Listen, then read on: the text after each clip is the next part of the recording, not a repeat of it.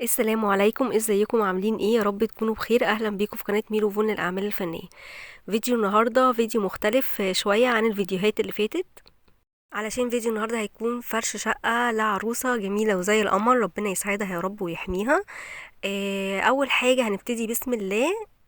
ده الباب بتاع العروسة، باب الشقة، وحطت لها كده عليه طوق الورد الجميل ده.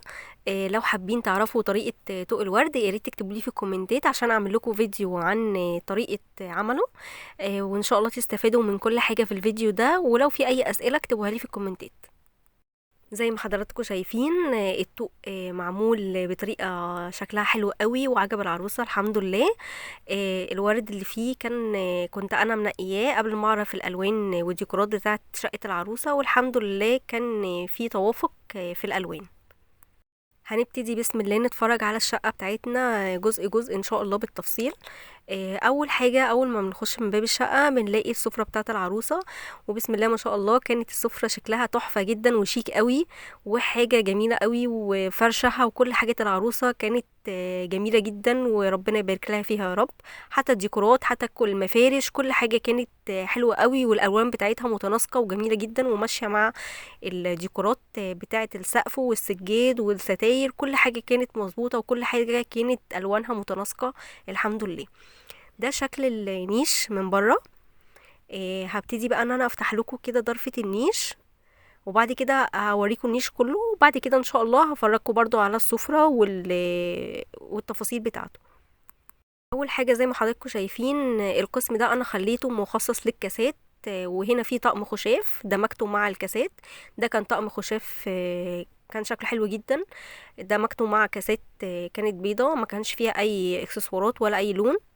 وده كان طقم كاسات فيه حرف ذهبي، وكان معاه دمجة معاه لون اخضر عشان ينطقه. والكاسات اللي فوق كانت وهم الصراحة، كانت جميلة جدا. هبقى اسيب لكم صورتها في اخر الفيديوهات عشان تتفرجوا على الصور براحتكم. بعد كده هنبتدي بقى بسم الله نفتح النيش، وبسم الله ما شاء الله كل الحاجة كانت جميلة وتحفة زي ما حضراتكم شايفين. حاجتها كانت حلوة قوي وكل الالوان كانت متناسقة مع بعض. اول ضرفة هنا معانا حطينا في اول رف معانا الطقم بتاع الشربات، ودمجت معاه طقم كاسات، وحطيت في الجزء التاني اللي جنبه الطقم اللي بالقارورة، وحطيت برضو معاه دمجت معاه كاسات حسب الالوان بتاعتهم. في الضرفة التانية حطيت لها طقم الاركوبايركس. الطقم ده كان شكله حلو جدا، ودمجت معاه كده 3 كاسات لونهم اخضر. كانوا مفتوحين شوية زي ما حضراتكم شايفين، شكلهم تحفة. كان ذوق العروسة حلو قوي في الحاجات دي، ورصته لها بطريقة جميلة. وفي الضرفة الثالثة زي ما حضراتكم شايفين طقم الشاي، وفي طقم هنا شاي والجاتوه. دمجت لها طقم الفناجيل. الطقم الذهبي ده كان رايق جدا مع الالوان الاسود كمان كان متطعم بالذهبي او وفي جزء نحاسي. كانت رسمته حلوه الصراحه وكانت عجباني جدا. بس كان محتاج حاجه تديله اضاءه في النيش، فدمجت معاه الطقم الذهبي عطاله روح جميله قوي معاه. وده طبعا طقم الصيني بتاعها كان شكله برضو تحفة بسم الله ما شاء الله، كان جميل كان مضلع وكان حلو قوي. كانت رسمته جميلة وخفيفة، والطقم كان قطعه كتير قوي، فانا حطيت الجزء ده منه في النيش زي ما حضراتكم شايفين، والجزء التاني هحطه في البوفيه هوريهولكوا برضو. في بقى درجين تحت النيش في درجين هفتحهولكوا برضو الدرجين واوريكوا الدرجين فيهم ايه. زي ما حضراتكم شايفين الكاسات الذهبي كانت ماشية مع طقم الشربات الذهبي، وطقم القارورة كان فيه داخل فيه اللبني ماشي معاه كاسات لونها حرفها أزرق، كانت تحفة قوي. دي الأدراج. هنا الأدراج حطيت لها في أول درج بقية الطقم الأركوبايركس الأخضر بتاعها في الرصاصي، كان عاجبني قوي، وكان فيه متبقي منه حاجات ما ملهاش مكان في الضرفة فوق، فأنا رصيتها تحت في الدرج زي ما حضراتكم شايفين. وفي الدرج التاني حطت لها طقم عشا خفيف كده، بحيث ان هي لو احتاجته رصيته كانت بسيطة عشان لو احتاجته تعرف تطلعه وترجعه مكانه تاني. بعد كده هنشوف البوفيه بتاعها. البوفيه بتاعها كان عليه شمعدان، كان شكله تحفة قوي من اختيار مامة العروسة، وكان صراحة ذوقها حلو قوي، وهما كانوا ناس ذوق جدا وجميل قوي، ربنا يبارك لها فيهم وربنا يبارك للعروسة. وللعريس ان شاء الله، ويهنيها بحاجتها يا رب.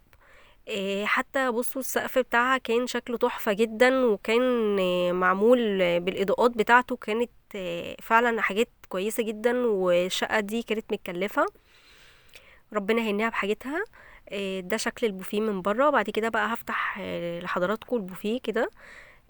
اول حاجه محطوطه في الضرفه الاولى كانت مجموعه 3 صواني، كان شكلهم تحفه قوي، وكان فيهم موفات وازرقات، فدمجت معاهم الكوبايات الطويله دي بالتدريج، عملتها زي السلم كده، كانت عاطيه منظر على الجنبين صراحه، كان منظر حلو قوي.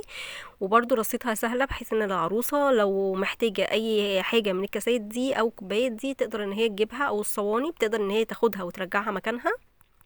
بالنسبة للبراد والكوبايات دي، ده كان العروسة قالت لي انا عايزاهم قريب من ايدي، عشان هي كانت حباهم جدا وجايباهم مخصوص، عشان هما كانوا بيلفوا، فكانت حابة ان هما يبقى تحت ايديها. بالنسبة للدرج انا حطيت لها فيها شوية حاجات من المطبخ، لان ما كانش فيه مكان في المطبخ كفاية. برضو حطيتها لها بطريقة منظمة وشيك، وفي نفس الوقت طريقة سهلة، بحيث ان هي تقدر ان هي تاخدهم وترجعهم. ودي كانت حاجات زيادة عن حاجات الاستخدام الشخصي في المطبخ، يعني مش حاجات هي هتستخدمها على طول. لان المطبخ بسم الله ما شاء الله كان فيه برضو حاجات كتير. والحاجات الزيادة انا حبيت ان انا اوزعها لها برضو بطريقة كويسة في البوفيه، بحيث ان هي تقدر ان هي تاخدهم وت... وتستعملهم في اي وقت هي عايزاه. ودي كانت صواني برضو زيادة، حطيتها لها برضو في الدرج. بعد كده بقى هنفتح الضرفة الكبيرة. هنلاقي هنا بقية الطقم الصيني، برضو رصيته لها، وكان في مجين تحت كده شكلهم حلو قوي، واحد للعريس واحد للعروسة. كانوا عاجبني جدا، وكانت حاجتها كلها جميلة. وكان في طقم فناجيل زي ما حضراتكم شايفين، هي كانت كوباية شاي، رصيته لها دمجته لها مع الطقم اللي تحت، عشان كان لونها ابيض في ذهبي، فحسيت ان هما ماشيين جدا معاه، فدمجته كده ورصيته. هنا بقى حطت لها طقم البايركس العسلي، ده كان لونه فاتح وكان لونه جميل قوي صراحة. الطقم ده انا بحبه جدا، وبيبقى موجود عند معظم العرايس. وزي ما حضراتكم شايفين ادي الكوبايات بتاعه الشاي اللي انا بقول لكم عليها. يا رب تكون واضحه ان هي مدمجه مع الطقم الصيني بتاعها، اكنها قطعه منها ومش باينه. بعد كده زي ما حضراتكم شايفين، بعد كده هنروح بقى للسفرة بتاعتها. السفرة بتاعتها كانت شكلها حلو جدا، الكراسي وهي متنجدة طريقة شكلها جميلة قوي الصراحة، ربنا يبارك فيها. هنا بقى علقنا برواز مكون من 3 قطع دول. برضو كان شكله مناسب قوي في المكان ده، وكان شكله حلو جدا، الوانه ماشية قوي مع السفرة ومع السجاد ومع كل حاجة. زي ما انتوا شايفين في الكنبة الصغيرة دي كانت شكلها حلو قوي، برضو في استراحة تلفزيون بره، هوريها لكم. حلوة قوي اللي حابب ان هو يتفرج مثلا على التلفزيون، فالكنبة دي مريحة جدا ليه. وهنا الستائر كانت معمولة بطريقة جميلة قوي، وكانت ماشية برضو مع العفش، كان كل الالوان وكل حاجة كانت متناسقة مع بعض. برضو زي ما حضراتكم شايفين، كان هنا في البلكونة، وهنا بقى في ركن عندها كده في الحيطة معمول بالجبسيات، كان شكله حلو جدا. التحف بتاعتها كمان كانت جميلة قوي، والإضاءة خصوصا الإضاءة اللي كانت متسلطة على التحف من فوق اللي حضراتكم شايفينها، كانت مدية شكل حلو قوي للركنة دي، ركن مميز. جنب ركن التلفزيون، برضو ركن التلفزيون بصي معمول بطريقة برضو جميلة، تحت محطوط فيه تحت فيه فتحات، ممكن تحط بقى عليها الريموت زي ما حضراتكم شايفين. هحط لها مناديل، ممكن تحط بقى ايه عليها طقطوقه، تحط عليها الحاجات اللي هي تستخدمها. بعد كده هنيجي لغرفة الصالون، كانت غرفة منفصلة شكلها حلو قوي، نفس الدرجات بتاعة الألوان. تحس ان الشقة كلها بره، والستاير كله منظم مع بعضه، والبراويز وكل حاجة كانت شبه بعض، عشان ما يبقاش فيه تناقض كبير ما بين الحاجة. ده كده شكل الصالونة، بجيب لكم التفاصيل بتاعته. وبعد كده هجيب لكم شكل الستارة في الاخر، برضو شوفوا التفاصيل الصغيرة دي، والمفرش وكل حاجة كانت سيمبل قوي، وكانت جميلة صراحة، وكانت حاجة العروسة جميلة جدا. وحامل المصحف ده كان عاجبني قوي. ومكانه كان مناسب جدا، والستاره حتى كانت معموله بطريقه شيك جدا، وكانت رقيقه قوي، ما فيهاش اي تفاصيل كتير وتعقيدات، بحيث ان العروسه كل حاجتها كانت صراحه جميله وهاديه. هنا بقى دي بعد ما خلصنا اوضه الصالون هنخش على الطرقه دي، بتدخل للحمام والمطبخ والاوضتين، اوض النوم. اول حاجه معانا هوريها لكم الحمام، هنبدا بالحمام عشان تفاصيله مش كتير. بعد كده هنبدا بحاجه المطبخ بعد الحمام. يعني حتى باب الحمام من بره تفاصيله جديده ورسمته حلوه قوي، المفرغه دي بصراحه كانت عجباني جدا، والالوان كانت شيك قوي، وكل حاجه كانت عجباني في الشقه.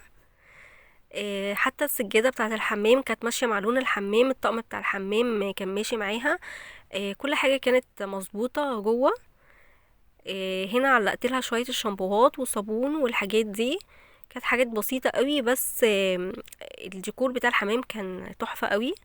هنا بقى كان لسه هيركبوا مراية، ولسه هيركبوا حاجات، في حاجات كتير ما تركبتش، فانا حطيت لها، في حاجات كتير لسه ما اتحطتش، ان شاء الله هتتحط بعد ما يخلصوا التركيبات، بقية التركيبات بتاعة الشقة.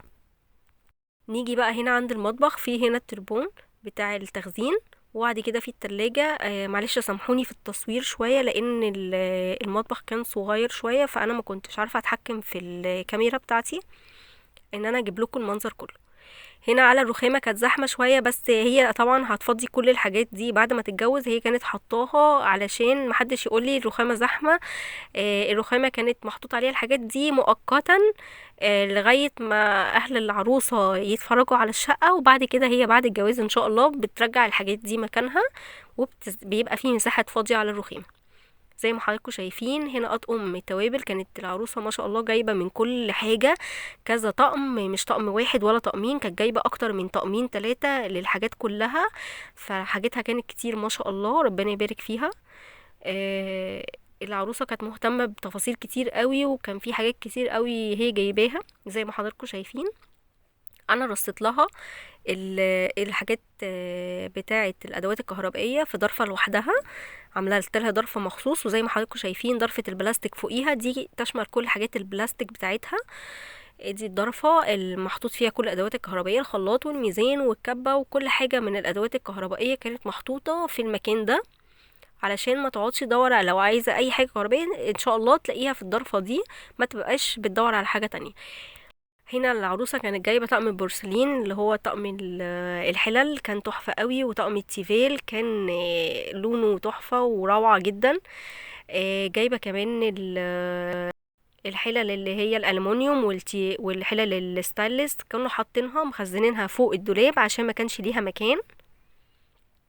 وحطت لها كمان الصواني والبايركس مع الحلل علشان كله يبقى في مكان واحد، وكان الظرف كان عددها بسيط.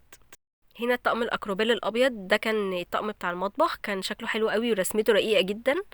وحطت لها تحت المصفى الكوبايات. هنا حطت لها المجات، هنا حطت لها مجات، ودمجت معاهم الطقم كاسات ملون، كان شكله شيك جدا. وفي طقم شوربه ده حطيته ورا عشان ما كانش ليه مكان. وفوق حطت لها كذا حاجه من الاطباق مختلفه، وحطت لها اطقم الخشاف، رصيتهم لها فوق بعض. والضرفه اللي فوق خالص، معلش انا ما عرفتش اجيب حاجه عشان اطلع عليها عشان افتحها لكم تاني، بس هي كان فيها علب الخزين وعلب التلاجة، عشان كانت العلب كانت ما شاء الله كانت كتيره جدا، جت ضرفه لوحدها. وهنا مامة العروسه هي اللي معلقه الحاجات دي، بس الحمد لله تعليقها وذوقها كان جميل قوي. بعد كده هنخش زي ما حضراتكم شايفين على الاوض من الطرقه. اول حاجه هبتدي بيها اوضه الاطفال. زي ما حضراتكم شايفين أوضة الأطفال كانت جميلة جدا، وزي ما حضراتكم شايفين الستاير كانت ماشية مع التنجيد اللي كان موجود في السرير. وكان السرير والسراحة وكل حاجة كانت حلوة قوي في الأوضة.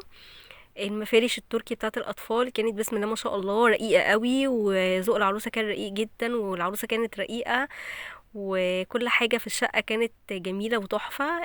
هنا بقى حاطين تحف كده صغيرة عرايس، وحطينا هنا المكنسة عشان ما كانش ليها برضو مكان برا. زي ما حضراتكم شايفين الأوضة كانت رقيقة قوي وشكلها تحفة وجميل. دي السراحة كان محطوط عليها برواز اطفال كده، كان شكله عسول قوي وجميل قوي. وهنا كمان كان في الناحية التانية كان موجود في ده السقف بتاع الأوضة، ودي الستارة شكلها برضو رقيق قوي، معمولة بطريقة جميلة جدا وشيك ورقيقة. وحطينا كمان الساعة الكيوت دي، كانت شكلها حلو قوي وكانت ماشية مع الأوضة. بعد كده هنشوف الدولاب بتاع الأطفال، كان فيه حاجة الأطفال فقط. الضرفة دي، الضرفة اللي هفتحها لكم دلوقتي، فيها حاجة الأطفال، يعني الملايات المخصصة للأطفال والكبرتاية وكان فيها البطاطين، وكان فيها اللحافة بتاعة الأطفال بتاعة السريرين. وفوق هنا فوق الدولاب حبيت ان انا احط لها كراتين، دي برضو كان فيها رسومات الاطفال، عشان لو حابه ان هي تحتفظ بحاجه من تخزن فيها الملايات او تخزن فيها البطاطين سوري بتاعه الاطفال، تقدر ان هي تنزلها من الدولاب وتخزنها.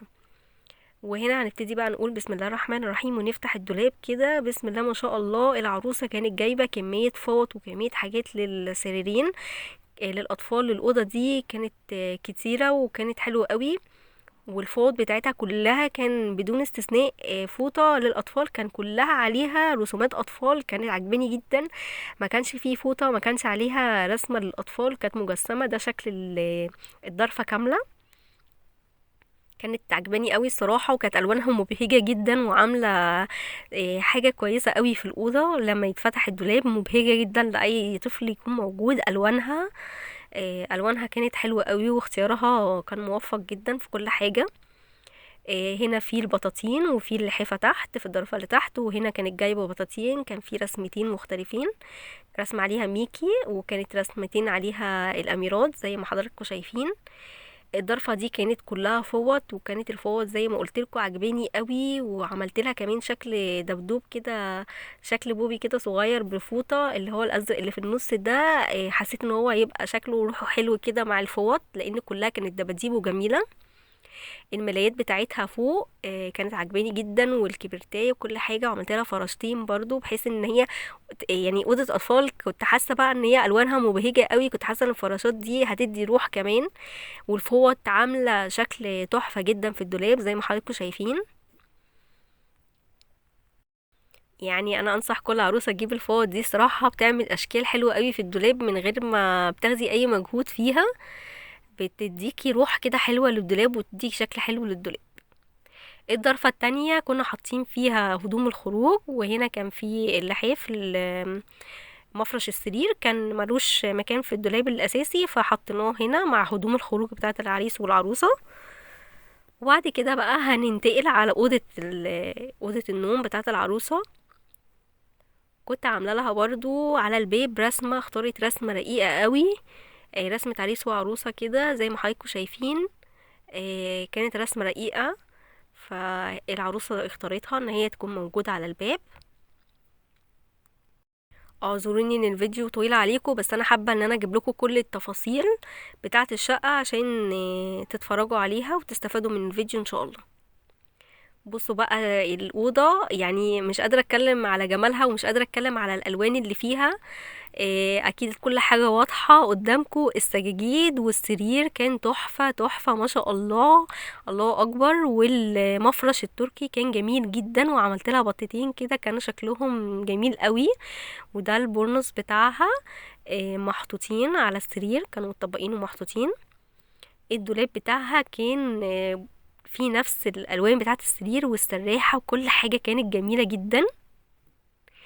هنا بقى السراحه بتاعتها كانت رقيقه قوي وكانت جميله قوي، وبرضو تقسيماتها كانت حلوه قوي زي ما حضراتكم شايفين. القسم ده انا خليته لبرفانات العريس، وحطيت هنا في شويه شنط للعروسه بتاعه العروسه، وحطيت فيها الشوز اللي هو بكعب بس.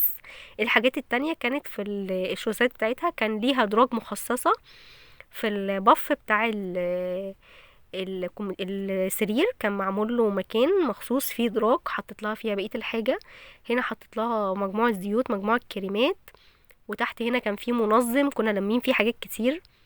وفي هنا الشنطه الجميله الكيوت دي كانت عجباني قوي، دي كانت بتاعه فرش، كان شكلها تحفه جدا.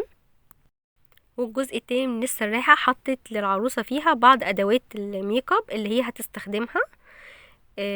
ما حبيتش ان انا احط حاجات كتير، وحطيت برضو برفانات. ما انصحش العروسه ان هي تحط حاجات كتير قوي على السراحه، تحط برضو الحاجات اللي هي هتستخدمها والباقي بيتشال في الادراج. انا مصورتلكوش الادراج بتاعه السراحه عشان فيها حاجات خاصه، فانا مصورتهوش. هنا بقى ده الدولاب بتاعها، كان فيه اللحاف، وكان فيه كان فيه الحاف، وكان فيه مفرش السرير. عايزه اقول لكم ان المفارش بتاعتها كانت تحفه، والكبرتيات كانت موجوده تحت المفرش. المفرش الذهبي في احمر ده كان شكله وهمي بجد، الصراحه حلو قوي.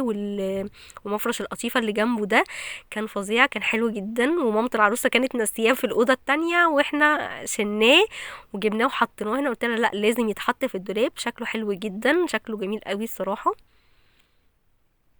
بعد كده الضرفه اللي تحتيها كان فيها الهدوم الخاصة بتاعة العروسة، فأنا مصورتهاش. هنفتح بقى الضرفة التانية.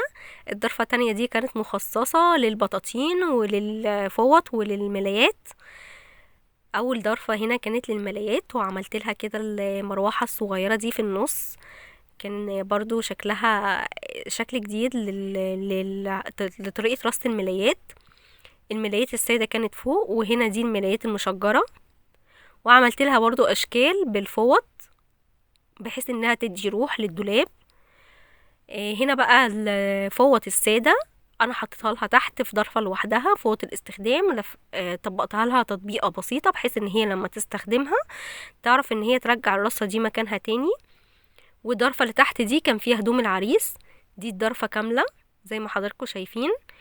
الضرفة الأولى الملايات، وبعد كده حطيت ضرفة الفوط، برضو كانت رصتها رقيقة وبسيطة عشان العروسة تقدر ان هي تاخد الحاجة اللي هي عايزاها وتقدر ترجعها بكل بساطة. وعايزه اقول لكم برضو ان البطاطين بتاعتها كانت جميله جدا، وكانت الوانها مبهجه زي ما انتم شايفين. كان اللحاف بتاعها والكبرتيات والحاجات بتاعتها كلها كانت جميله، كلها كانت تحفه. وهنا بقى انا حطيت لها كده منديل كاتب الكتاب زي ما انتم شايفين كده، هي حابه تحتفظ بيه في الدولاب، فانا عملته لها على شكل فيونكه وحطيته لها كده في الدولاب عشان تحتفظ بيه. الضرفه التانية كان فيها الهدوم. الفيديو ده كان متصور في الصيف، العروسه كانت داخله في الصيف مش في الشتاء، عشان ما حدش يقول انتي حاطه لها الهدوم الصيفي تحت ليه والهدوم الشتوي فوق. وده كان الضرفه دي كانت محطوط فيها الهدوم، وفي الاخر كان محطوط فيها بطانيتين كان بتوع الاطفال ما كانش ليهم مكان، فحطيناهم في الدولاب هنا.